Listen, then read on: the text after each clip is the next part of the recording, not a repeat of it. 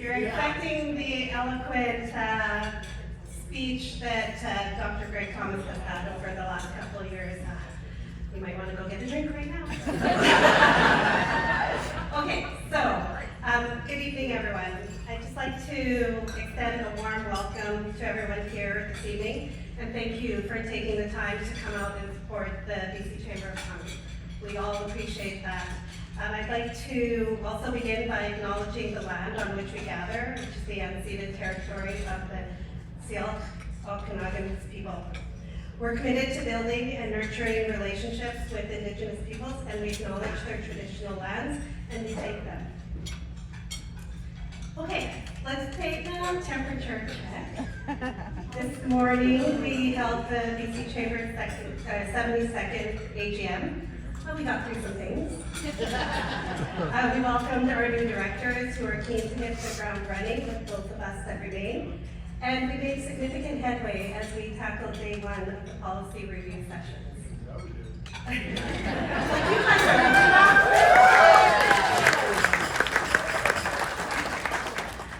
and then we also received excellent industry insight from Lisa from CAP, and then Jocelyn and Ken, who I hope are still here. But, and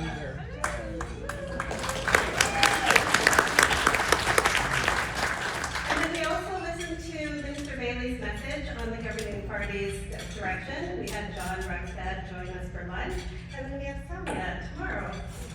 So how are you feeling? Yeah.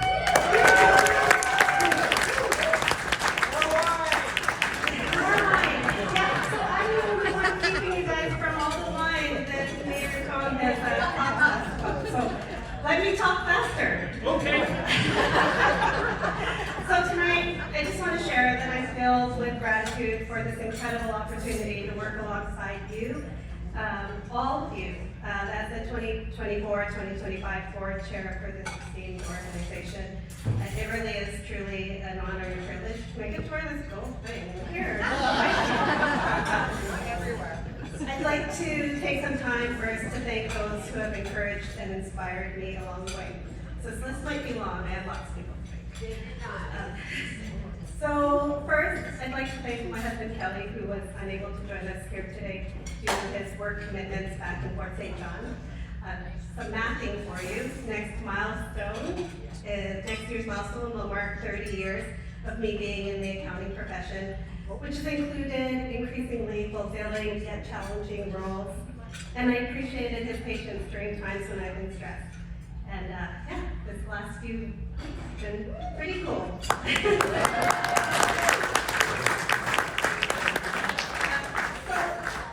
You haven't met us, but we've been blessed to support each other through the good and the tough times of the last 30 years as true partners. Next, I want to show my appreciation to the Fort St. John District Chamber of Commerce, who I first joined as an energy junior rep in 2008, and it's since been my home and a conduit for Northern economic development. And I have to say thank you also to the past BC Chamber directors from Fort St. John, John Turner and Moira Green, who first inspired me and encouraged me 6 years ago to consider throwing my name in the ring to become a director of the BC Chamber of Commerce.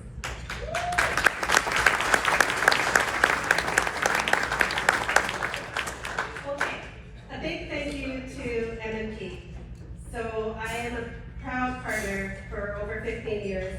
And I want to say thank you for their support of Chambers of Commerce across the country and for affording me and others the flexibility to contribute the time and the resources needed to contribute to our own communities through the Chamber Network. And I do have two partners here today, Mike and Kyla. Thank you for repping with me.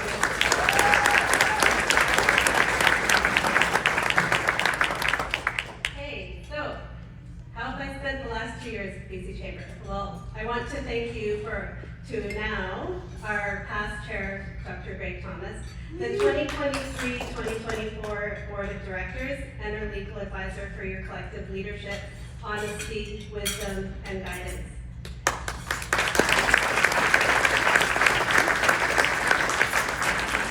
So just let me tell you a little bit about our dedicated board. So John Matthews, who finished out his term, he couldn't be with us today.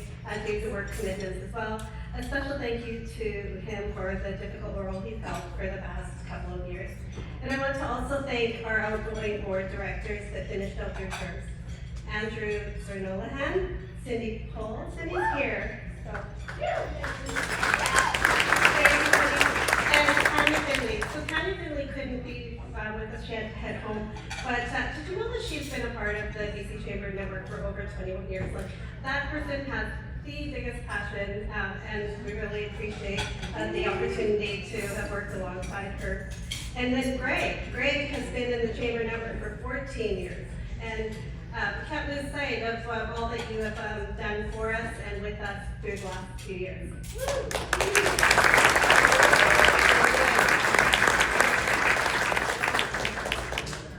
And then there's Fiona. Fiona, thank you as our CEO for the last 3 years. You've demonstrated an energy and desire to secure the BC Chamber's position of relevance and sustainability. So thank you.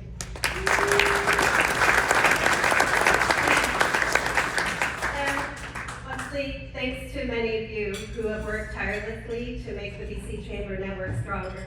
Governors, fellows, local chambers and boards of trade, policy review committee volunteers, corporate members, and sponsors. Together, we're stronger. So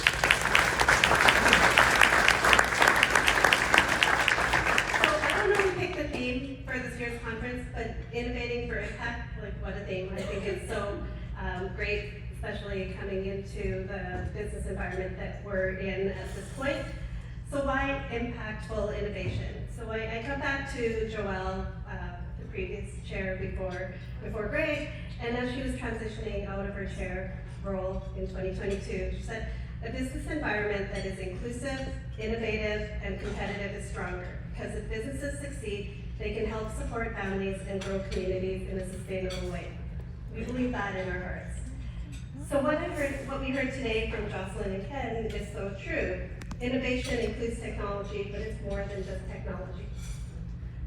So I'm just going to give you a little insight on who I am.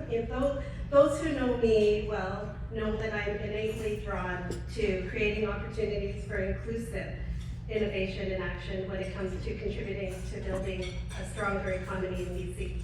This includes encouraging dialogue and action to support economic reconciliation, but it can also include planting career seeds with youth in rural areas on what opportunities can be built to grow and prosper without leaving your home community, which we all need. We're trying to build this workforce.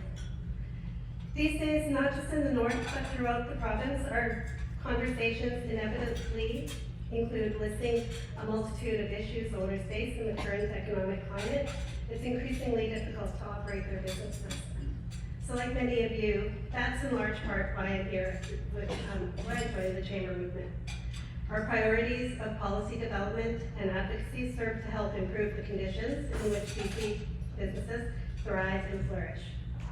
All of you here should be proud of your collective efforts towards building the BC Chamber of Commerce as a bold voice for all businesses in BC. In the spirit of continuous improvement, as I embark on a year as board chair for the BC Chamber, my hope is that we, together, rise up to the challenge and innovate to do better. Together, let's continue to embrace a diversity of perspectives, an environment where people feel safe pitching, debating, and evolving new ideas. And how do we do this? Well, I've reflected over the past few weeks in preparation for tonight, and here's where my mind went to. Let's not talk tonight about doing 100 things. Let's instead talk about improving 3 things. Number 1, let's build and nurture new relationships that bring collective and sustainable wins in policy advocacy and in our own organization's work. Relationships that are two-way streets, rooted in mutual respect, trust, and solidarity.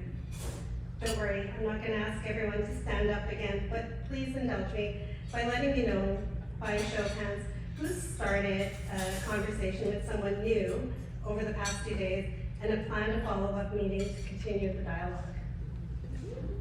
Oh, that's so awesome. Thanks. That's so great. So the second. So imagine a smaller rural chamber with a newer group of leaders working to create big change on tough issues. This is where collaboration is key. identifying like-minded chambers and their members, no matter the size, can bring more resources, expertise, and energy to policy development. This past month, just for example, I know that Fort St. John and other northern chambers held their Creating Energy Conference. Jeff and I were on the stage together, along with Karen Ogen. So at that same time, I did see that Kamloops Chamber held their Natural Resource Forum. Side note, Sean's parents, we grew up together. We built what was that called back then? Well, Synergy. So we were the Young Chamber of Commerce. So we have the history. But, you know, they're very similar messaging. Is there an opportunity to collaborate in the future? Who knows? But I'd love to see if that's a conversation that can be had. I have to believe that no matter what the issue, the more we know and trust each other, the more successful we can be. So I gotta throw some basketball for my kids in here. The words of Phil Jackson come to mind. The strength of the team is each individual member. The strength of every member is the team. 96 Bulls.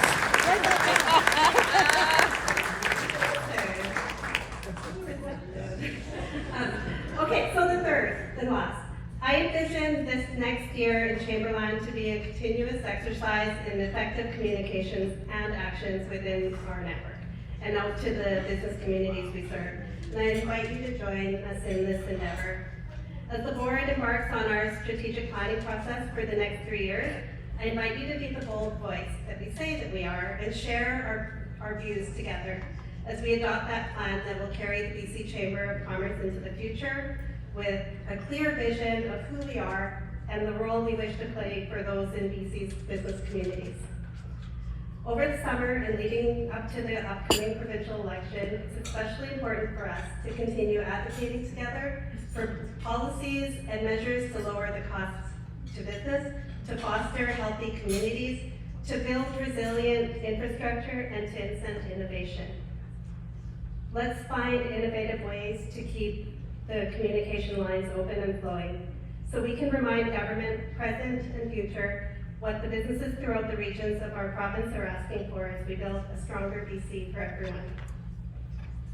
I'm very fortunate to have the opportunity to serve the BC Chamber of Commerce with the help and support of Fiona, her team, our 2024-2025 board, and the many, many members who time and time again lend their efforts and expertise to our purpose and directly contribute to the BC Chamber of Commerce brand. So before I conclude, can I have our new board members join me on stage? So if they're here.